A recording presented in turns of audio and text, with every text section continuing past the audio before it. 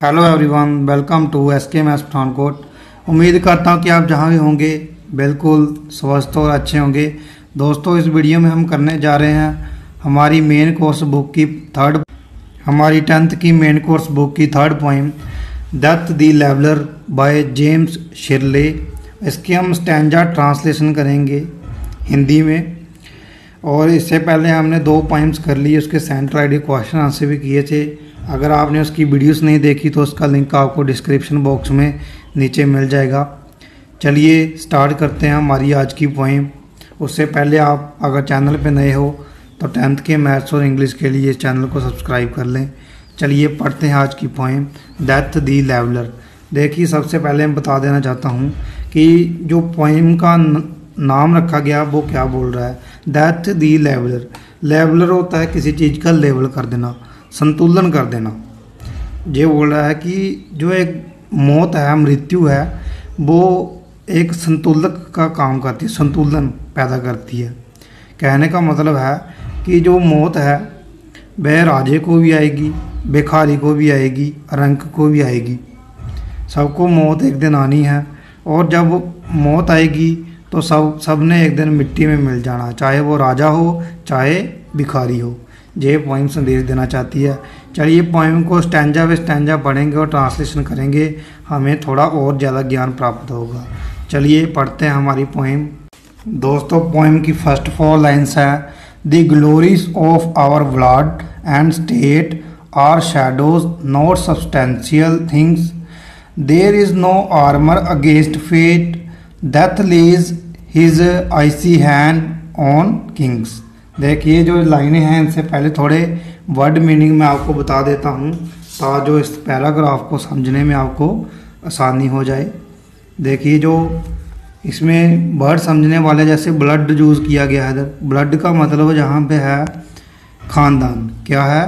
ख़ानदान। और दूसरा वर्ड जो जहाँ यूज़ हुआ है सब्सटेंशियल। सब्सटेंशियल होता है महत्वपूर्ण। सब्सटेंशियल क्या होता है? महत्वपूर्ण। और आर्मर, जी पिछली पोइम में भी आपको बताया था, जो होती है कवच, सुरक्षा कवच होता है ना, जैसे इसे बोलते हैं कवच। ठीक है। अब देखिए इन लाइंस का हम करेंगे हिंदी ट्रांसलेशन।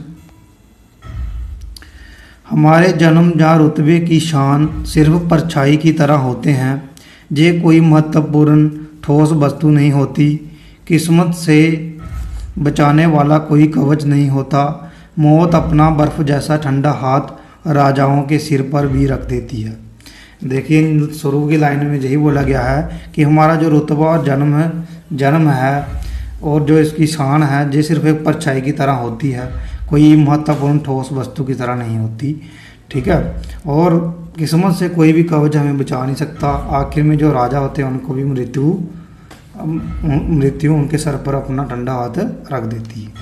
चलिए देखते हैं अगली 4 lines. Scepter and crown must tumble down, and in the dust be equal made with the poor crooked scythe and spade।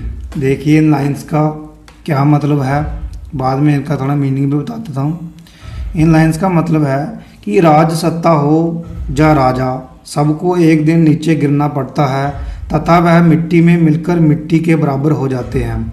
गोल आकार वाली दाती तथा फावड़ा चलाने वाले किसान के साथ उसकी मिट्टी में मिल जाते हैं।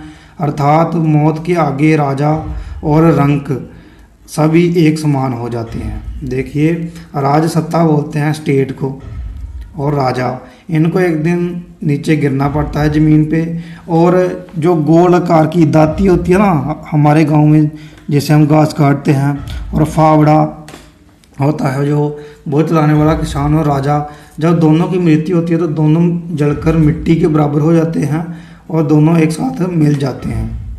इस लाइन में जिम कहने का तात्पर्य है। और देखिए थोड़े वर्ड मीनिंग बता देता हूँ आपको मैं, थोड़े इम्पोर्टेंट जो लाइन्स हैं। जैसे इसमें यूज हुआ है पहला ही वर्ड, देखिए स्केप्टर। इसका मतलब होता है अराज सत्ता। क्या होती है?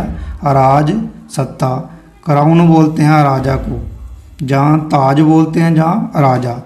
फिर इसके बाद हमारे पास है, देखिए क्रुकड।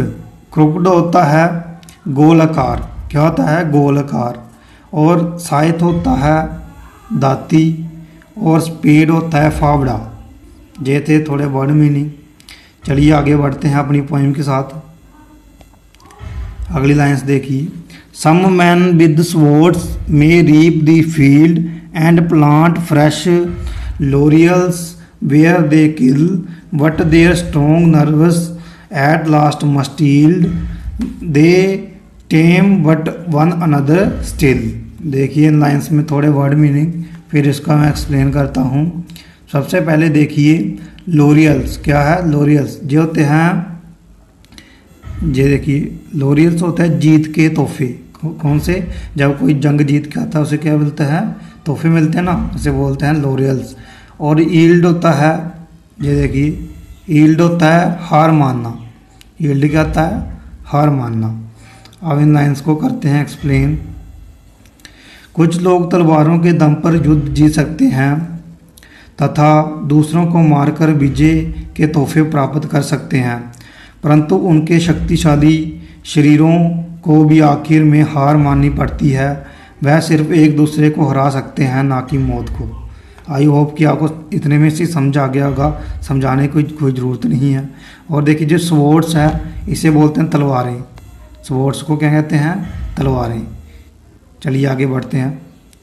अर्ली और late they stoop to fate and must give up their murmuring breath, when they pale captives creep to death. इन लाइन्स में थोड़े मीनिंग्स लिख लीजिए। सबसे पहले देखिए, सबसे पहले है स्टूप। स्टूप देखिए, स्टूप होता है झुकना। स्टूप क्या होता है? झुकना। और मर्मरिंग होता है फुसफुसाना। क्या होता है? फुसफुसाना। और देखिए कैप्टिवस होता है कैदी। कैप्टिवस क्या होता है? कैदी। और क्रीप होता है रेंगना। क्रीप क्या होता है? रेंगना। अब इसकी मीनिंग देखते हैं। जल्द या थोड़ी देर बाद मतलब कभी ना कभी उनको किस्मत के सामने झुकना पड़ता है। वह किस्मत के आगे झुक जाते हैं और उनको अपने फुसफुसाते सांस छोड़ने पड़ते हैं जब वह युद्ध के कैदियों की तरह रेंगते हुए मौत की ओर बढ़ते हैं। इन लाइन्स का मतलब ये है। आगे चलते हैं। The garlands either on your brow, then boast no more your mighty deeds. Upon death's purple altar, now see where the victor victim bleeds. In lines का थोड़ा वर्ड मीनिंग लिख लीजिए। इनमें से जैसे है गार्लैंड। पहले देखिए गार्लैंड्स। गार्लैंड्स को बोलते हैं गुलदस्ता, जहाँ को गले में पहनने वाले हार बोल सकते हैं। ब्रो होता है माथा। ब्रो क्या होता है? माथे को कहते हैं ब्रो। ठीक है। और उसके बाद देखिए जहाँ यूज़ किया गया है इम्पोर्टेंट वर्ड, जैसे देखिए विक्टर विक्टिम। विक्टर विक्टिम होता है जीता हुआ और हारा हुआ।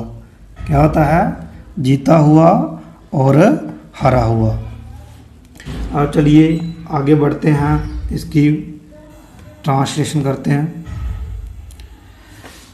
आपके माथे पर पहने हुए विजय के हार मुरझा जाएंगे, इसलिए शक्तिशाली कामों का त्याग करें। वहाँ देखो बैंगनी बेदी, और अब हारा हुआ और विजय किस तरह खून से लथपथ हुए हैं। देखिए इन लाइन्स का मतलब है कि हम जितनी भी मर्जी विजय के हार पहन लें, एक दिन वो हमारे गले में, जहाँ हमारे माथे में मुरझा ही जाएंगे। हम जितने मर्जी शक्तिशाली काम कर लें, लेकिन एंड में जो हारा हुआ और जो जीता हुआ होता है वो दोनों युद्ध में क्या होते हैं? खून से लथपथ हुए होते हैं। चलिए next. Your heads must come to the cold tomb, only the actions of the just smell sweet and blossom in their dust. ये जो लाइन्स हैं इनमें थोड़े वर्ड मीनिंग देख लीजिए। सबसे पहले देखिए इसमें है टॉम्ब। टॉम्ब क्या होता है? ये देखिए टॉम्ब होता है कबर। टॉम्ब होता है कबर। और देखिए आगे चलते हैं, इसका थोड़ा एक्सप्लेन कर देते हैं। इन लाइन्स में क्या बोला गया है? आपके सिरों को ठंडी कब्रों में जरूर आना पड़ेगा। सिर्फ न्यायपूर्ण लोगों के काम ही उनके मरने के बाद उनकी धूल फूलों की तरह खिलते और महकते हैं। देखिए, एक दिन सबको कब्र में जाना पड़ेगा और सिर्फ जो न्यायपूर्ण लोग होते हैं, जिनके काम अच्छे होते हैं, उनके काम ही अंत में ये फूलों की तरह खिलते और महकते हैं।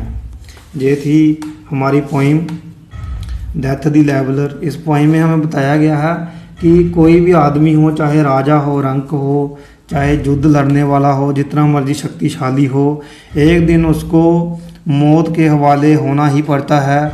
और एंड में, जो अंत में, वही आदमी को याद रखा जाता है जिसके काम अच्छे होते हैं, जिसके काम न्यायपूर्ण होते हैं। ये थी हमारी एक अच्छी शिक्षा देने वाली पोइम। दोस्तों, इस वीडियो में इतना ही। मिलते हैं नेक्स्ट वीडियो में इसके सेंट्रल आइडिया और इसके इम्पोर्टेंट क्वेश्चन के साथ। तब तक के लिए चैनल के साथ जुड़े रहिए और दोस्तों के साथ शेयर करें। वीडियो अच्छी लगी हो तो लाइक ज़रूर करें। Thanks for watching. God bless you all.